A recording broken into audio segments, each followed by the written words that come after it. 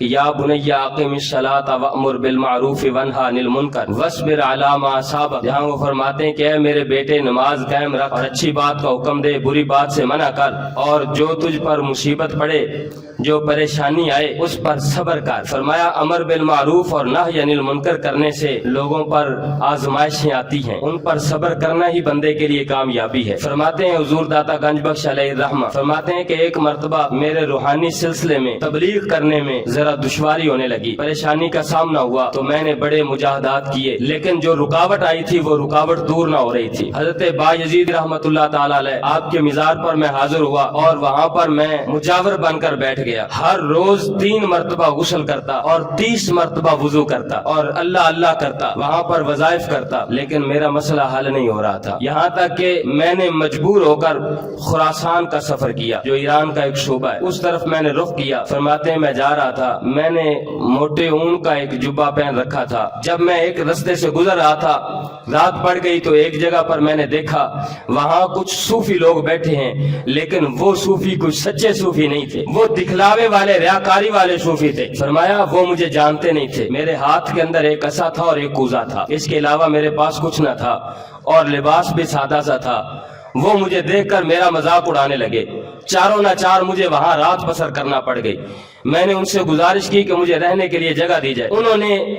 ایک مکان میں نیچے مجھے جگہ دی اور اس کے بالا خانے میں اس کی دوسری منزل پر وہ خود بیٹھ گئے، اور انہوں نے مجھے کھانے کے لیے روٹی کا خشک ٹکڑا جس پر پھپھوندی یولی جمی ہوئی تھی وہ سبز رنگ کی، فرمایا کہ مجھے انہوں نے وہ دے دیا جو باسی روٹی تھی، اس سے مہک آ رہی تھی اس قسم کی، تو فرمایا کہ انہوں نے مجھے وہ دے دی اور خود اچھے کھانے کھانے لگ گئے جس کی خوشبو مجھے بھی آ رہی تھی۔ میں اللہ کا شکر ادا کرتے ہوئے جو مجھے رزق ملا میں اسی پر قناعت کر رہا تھا، میں اسی کو تناول کرنے لگا۔ انہوں نے اچھا کھانا کھایا اور اس کے بعد جیسے وہ میرا مذاق اڑا رہے تھے، ان لوگوں نے خربوزے کھانا شروع کیے اور ان کے چھلکے وہ میری طرف اچھال رہے تھے، گویا میرا مذاق اڑا رہے تھے۔ میں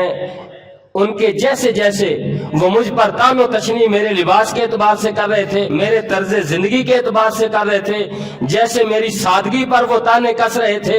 اور جس طرح وہ مجھے چھلکے مار رہے تھے، جس طرح انہوں نے مجھے کھانا باسی دیا، وہ جیسے جیسے تان و تشنی کر رہے تھے، جیسے جیسے میرا مذاق اڑا رہے تھے، ویسے ویسے میرے دل میں خوشی پھول رہی تھی، مجھے خوشی ہو رہی تھی، اللہ کا قرب محسوس کر رہا تھا۔ فرماتے ہیں کہ وہ تو اپنی طرف سے مذاق اڑا رہے تھے، پر اللہ رب العزت نے میرا جو مسئلہ جس کی وجہ سے میں سفر کر رہا تھا،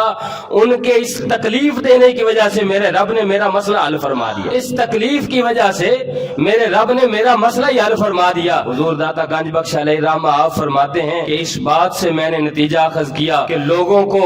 جب وہ راہ راست پر ہوں، جیسے حضرت لقمان علیہ السلام نے اپنے بیٹے کو فرمایا وَاصْبِرْ عَلَىٰ مَا أَصَابَكَ، بیٹا امر بالمعروف اور نہی عن المنکر کے سلسلہ میں جب تجھے کوئی تکلیف کا سامنا ہو تو پھر صبر کرنا۔ فرماتے ہیں کئی کام بندے کے ایسے ہوتے ہیں جو بندہ بڑی تکلیف سے گزر رہا ہوتا ہے، اس پر بڑی گراں اور مشکل گزر رہے ہوتے ہیں، اللہ رب العزت لوگوں کے تکلیف پہنچانے کی وجہ سے وہ حل فرما دیتا ہے۔ تو جو لوگ شریعت پر عمل پیرا ہیں، جو راہ راست پر ہیں، سیدھی راہ پر چل رہے ہیں، کوشش کر رہے ہیں، ان کے رستے میں جو لوگ روڑے اٹکائیں تو ان کو یہ نہیں چاہیے کہ وہ صبر کا دامن ہاتھ سے چھوڑ دیں اور وہ گمراہ ہونے کی طرف بڑھ جائیں اور وہ دین کا کام چھوڑ دیں۔ ان کو چاہیے کہ وہ دین کے کام پر کاربند رہیں، وہ کوشش کرتے رہیں۔ اللہ رب العزت مشکلات سے بندے کو آزماتا ہے، جو راہ راست پر ہو اس کو مشکل آزمائش کے لیے آتی ہے، اس کو اللہ تعالیٰ آزماتا ہے اور کبھی اللہ تعالیٰ ان آزمائشوں کی وجہ سے اسے کامیاب فرما دیتا ہے۔